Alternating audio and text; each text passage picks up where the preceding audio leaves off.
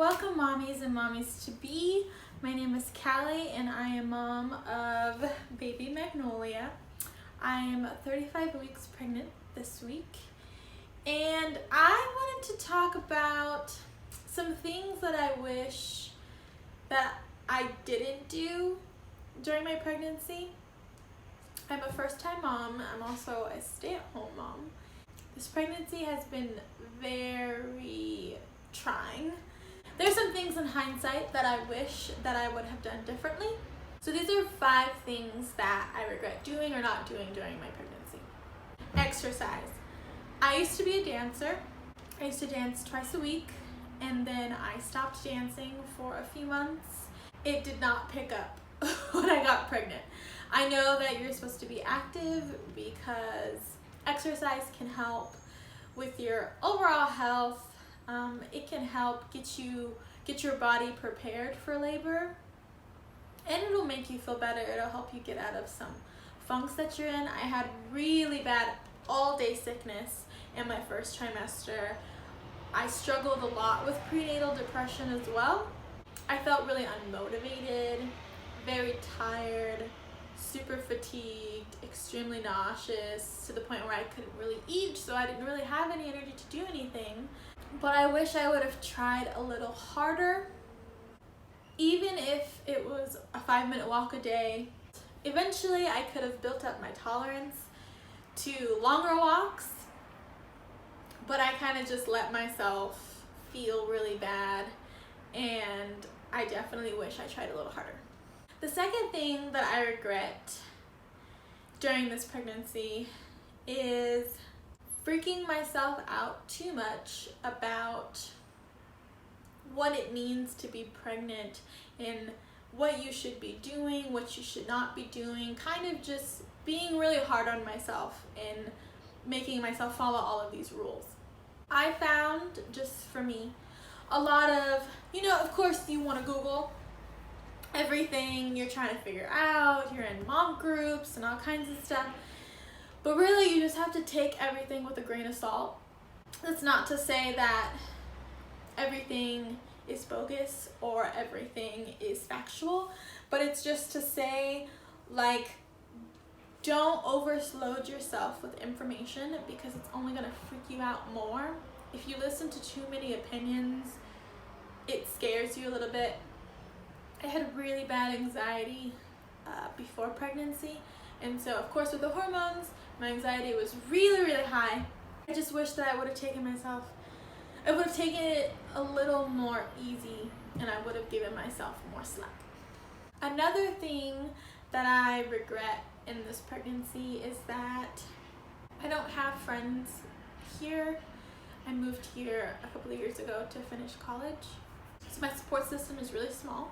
My physical support system is really small. And he works all day.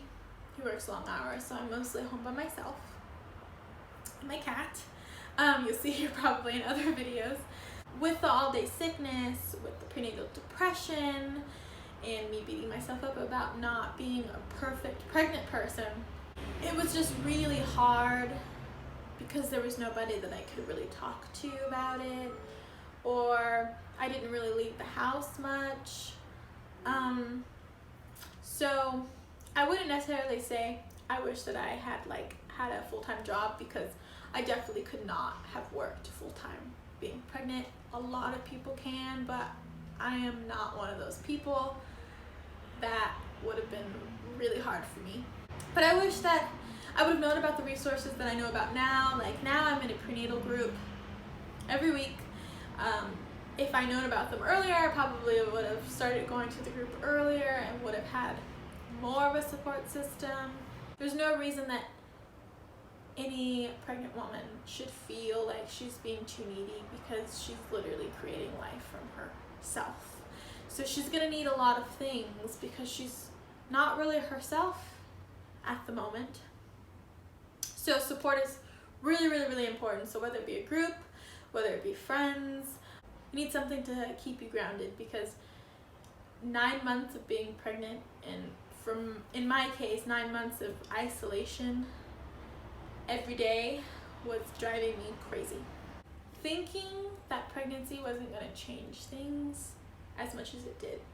I worked a full-time job. I was a journalist. I was a reporter working on a newspaper before we decided to have a baby. And I just started working freelance full-time. So I was already at home. And I loved being a homemaker. I kept the house clean.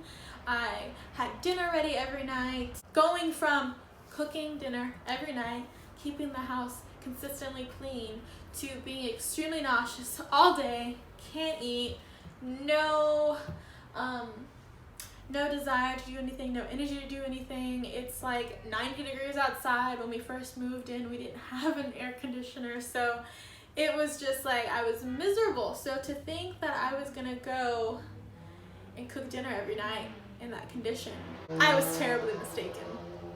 And I would kind of beat myself up about it, and he would just tell me, like, I don't expect you to do any of these things.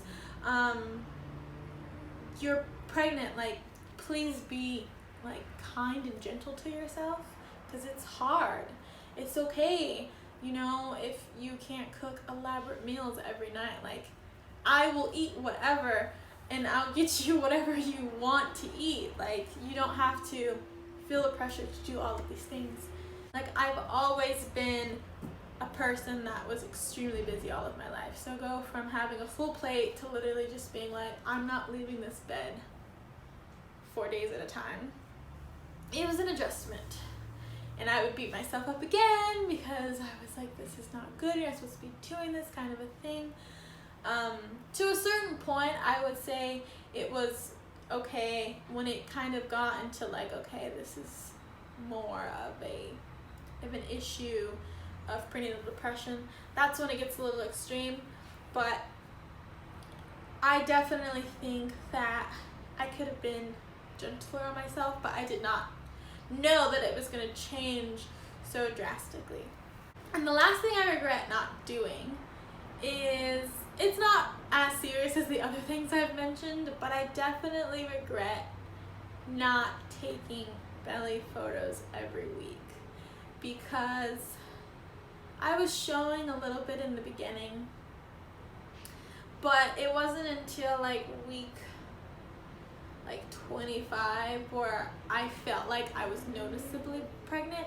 But that was mostly because, you know, as pregnant people, we kind of just look down and it's just like this little hump, and it doesn't really look that big. But then when you see your side profile in a window or a mirror, it's like, whoa, there's like a big bump there. And for a long time I was like, I don't feel like I look pregnant. Like, when am I gonna have a big bump? Like, I wanted her to be a huge baby. I mean, thank God she's not huge now, because I'm so uncomfortable. I couldn't imagine carrying around a pumpkin like that the whole time.